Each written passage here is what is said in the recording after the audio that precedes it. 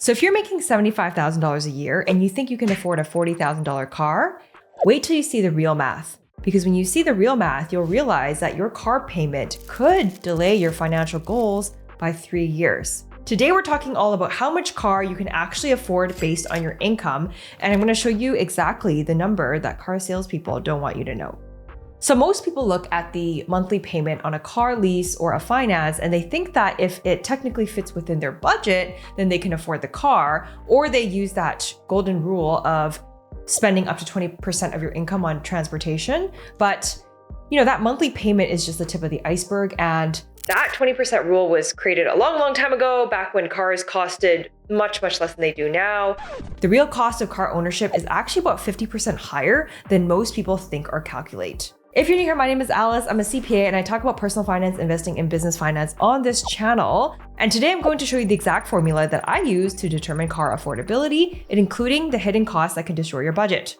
And I'm going to break down the real cost of ownership by income level, show you exact calculations for different salary ranges, and give you a strategy for getting the car that you want without sabotaging your financial future. By the way, guys, I recently created a new personal finance spreadsheet that I think you're going to find really valuable. So if you're looking to budget and track your net worth up to $1 million, make sure you check out my free download in the description box below. You're going to find it super valuable. Don't forget to join my newsletter if you want to hear more from me on a regular basis. Before we talk about specific income levels, there is something about car costs that a lot of people tend to completely underestimate. So it's very easy to go to a car dealership and think about the monthly payment, and everyone always focuses on the monthly payment, whether it's a lease or a finance. But that still only ends up being about 60% of your actual car costs. And when we break it down, here's what car ownership actually costs you. We have the monthly payment, which is what everyone sees and the amount that hits your bank account. Insurance, which can be anywhere from $100 to $300 a month, depending on the type of car that you drive. Gas, which can be $150 to $400 a month, depending on driving and efficiency. Yes, of course, there are electric vehicles and hybrid vehicles these days, but if you drive a traditional vehicle that uses gas, it's still in that range. Maintenance, which on a new car might not be that much, but for an older car could be anywhere from $50 to $200 a month. Registration and taxes, so this depends kind of like by state, province, where you live, and also like whether you choose to lease or finance a car or not. The tax is calculated slightly differently. By the way, guys, make sure you check out my video up top there where I bring you to a dealership and talk about whether you should lease, finance, or buy a vehicle. You're definitely going to love that video. Next is also depreciation, which is like a really big killer for people who buy cars, because cars can lose 20 to 30% of value in the first year. Okay, so let me show you a real example. Let's say that you're looking at a $35,000 car. Now, over 60 months with a 6% interest rate and $5,000 down, the monthly payment ends up being around $550. And then let's say that insurance is $200, full coverage, you have a good driving record. Gas is $250, assuming that you're driving around 15,000 miles a year at $3.50 per gallon.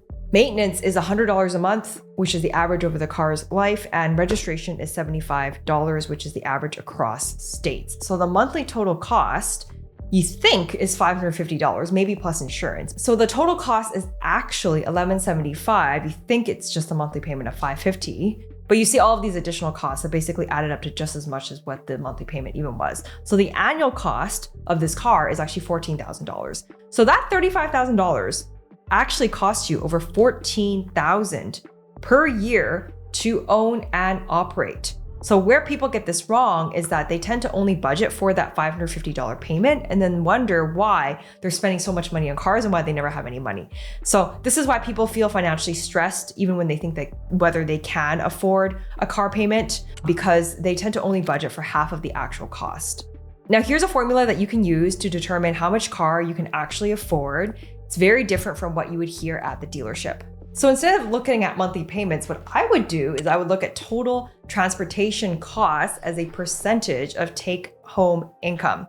Conservative rule, total transportation costs shouldn't exceed 15% of gross income. A moderate rule is if you allowed this to go up to 20% if you have no debt, and maybe aggressive rule is 25% if you're really young and have a lot of high income growth potential and you really like cars. But let's apply this at the income level. So on a $40,000 annual income, that's $2,700 take home approximately. 15% rule would mean that you get $500 a month on total transportation.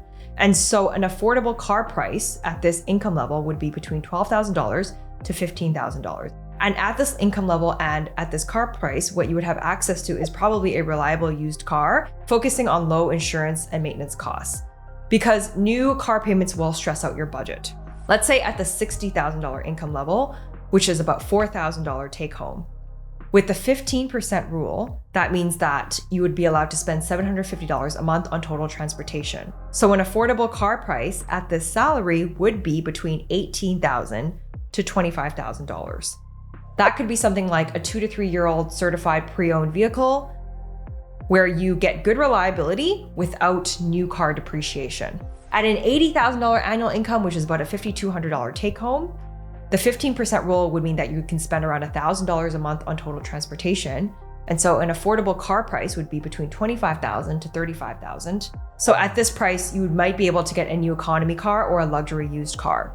At $100,000 annual income or a $6,500 take home, the 15% rule means that you can spend up to $1,250 a month on total transportation.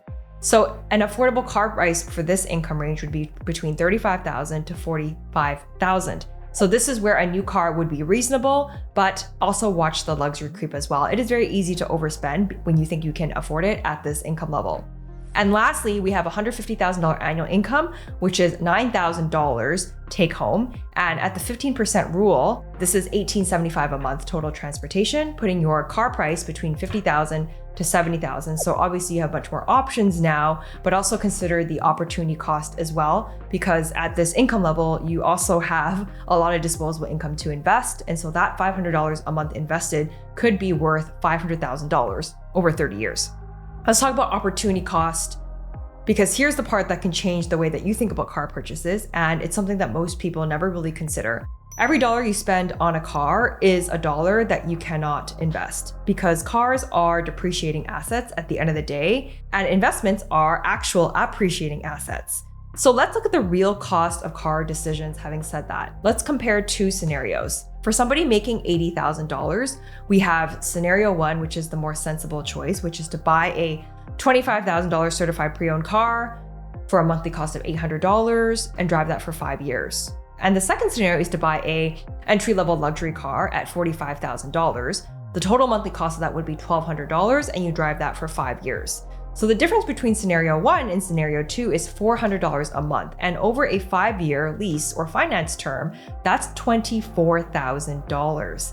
So here's the kicker. If you invest that $400 a month difference in index funds that got a 8% annually, after 5 years, that's $29,000. After 10 years, that's $73,000. After 20 years, it's $236,000. And after 30 years, it's $544,000. So it's not just the car or the difference between a nice car and a really nice car. That luxury car upgrade can actually cost you a lot of money in retirement wealth if you would otherwise put that money in the markets. I'm not saying that you should drive a beater forever. Obviously, I want to drive a nice car too, but every car decision really is an investment decision, and that car might feel good today to be in, but it can also cost you a lot of money and financial freedom tomorrow. What about special situations and exceptions? Now, there are some situations where these normal rules don't necessarily apply, and knowing these exceptions could save you a lot of money. So let's talk about high mileage drivers. So if for whatever reason you're a high mileage driver and you need to drive more than 25,000 miles a year, that's quite a bit of driving. The strategy would be to potentially buy a newer and more reliable car to avoid repair costs. Because when you're driving that much, fuel efficiency becomes really critical, and you can actually justify a slightly higher payment for lower operating costs. The next is if you are a business owner or you are a sales professional. So in this case, your car is a business tool and a tax write-off. Let's say that you are a realtor and you drive a really nice car. If just by having that car and showing your clients you have that car is going to help you, get another listing or attract more buyers to your current listing or whatever it is, get more business, and you're able to close on at least one more deal a month because of the nice car that you have, then absolutely, I would say it's definitely worth it.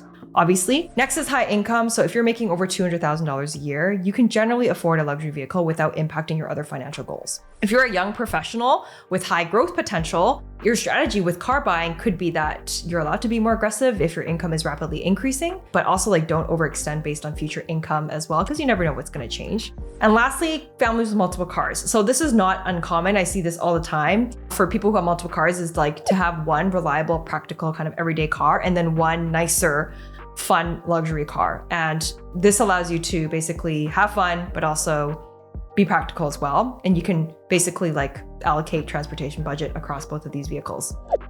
So with car buying and income, I think it's important to be honest about your situation and don't use exceptions to justify a purchase that you can't really afford, because that can really trap people financially for 4 years, 8 years, 12 years. So now that you know how much you can afford, here's a process for getting the best car for your budget. Having a budget is really the first step, and this is how you can execute a smart car purchase.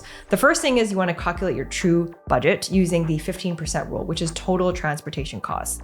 Make sure you subtract insurance, gas, maintenance estimates, and then what's left is your maximum payment. The second thing is that you want to get pre-approved for financing. So, whether that's talking to the dealership and their financing department, or if you need to talk to another lender, a bank, a credit union, before you go to the dealer, kind of know the interest rates and the terms that are going on right now. Shop around, know your options, talk to some different people, because this gives you negotiating power. The third thing is to research reliability and costs. So, nowadays we can do so much research online, right? Consumer Reports, Edmunds, KBB for reliability ratings on the actual car itself. How long is this car going to last? Obviously, some cars are more well-known for reliability than others. Make sure you check insurance costs before you buy. You can call your agent to ask them approximately how much they think it is. And then just be aware of any potential maintenance schedules and costs down the line. Then also looking up maintenance schedules and costs. So if you buy a German car and you're gonna keep that car for more than 4 or 5 years, and you probably could expect that maintenance costs are gonna be much higher after year 5. Kevin and I used to drive an AMG, but it's not really a practical car at all to have when you have a kid. When you have a kid, you need an SUV. So we traded in that AMG when I was pregnant, which we're still really sad about. But yeah, that car, even though it was really nice, would break down and do weird things to us semi-regularly. It's just not really practical once you have a kid and stuff. And so after thinking about maintenance, schedules, and costs, you want to focus on total cost, not monthly payment. When you negotiate with a salesperson at a dealership, you negotiate the purchase price first. Don't let them play payment games, because I know they do that a lot. They'll try to get, for example, a payment under $1,500 or under $1,000. That 1,000 tends to be that magical price point for a lot of people, like $997 versus $1,053. Like psychologically, that's a huge difference, even though it's really the same thing. You can also consider certified pre-owned for the best value. And before you buy a car at all, make sure you run all the final numbers, add up all the costs, payment, insurance, gas, maintenance, make sure it fits that 15% rule. And if it doesn't, then think twice or walk away. And even if you qualify for like a $50,000 loan, it doesn't mean that you have to buy a car to that extent. You can qualify for a $50,000 loan and buy a $28,000 certified pre-owned car instead. That $22,000 difference could go into investments, and that, could be worth significantly more over time. So when it comes to car buying, I think it's not about, hey, let's buy the cheapest car possible or buy the most expensive car possible. It's just buying the right car that fits your budget and supports your financial goals as well. So to recap what we talked about today, we covered the true cost of car ownership beyond just payments, an income-based affordability formula using the 15% rule. We talked about the opportunity cost of expensive car decisions, and then also special situations where these rules might change, and also a step-by-step buying strategy. But really, I think the most important thing to remember is that cars are just transportation and they're expenses. They're not really an investment and they're not really an asset. So if you buy something that reliably fits your budget, does the thing that you need it to do, and you still have a little bit of money left over to save towards wealth, investments in the market, investments in yourself, etc., your future self will thank you when you are financially free instead of still making car payments and being trapped forever paying off these cars. If you guys like this video today, you're gonna love my other video related to car buying, where I talk about how much you should spend on a vehicle. Now that video is a little bit different from this video. I don't talk so much about income, but I actually go into data and statistics from the US Department of Transportation. So if you're really data driven and you wanna know what other people are doing and how much they're spending on cars, then make sure you check out that video up top. I'll leave a link in the description box below as well. Let me know down in the comments below what questions you have about purchasing vehicles based on income level, and I will see you guys in the next video. Until next time.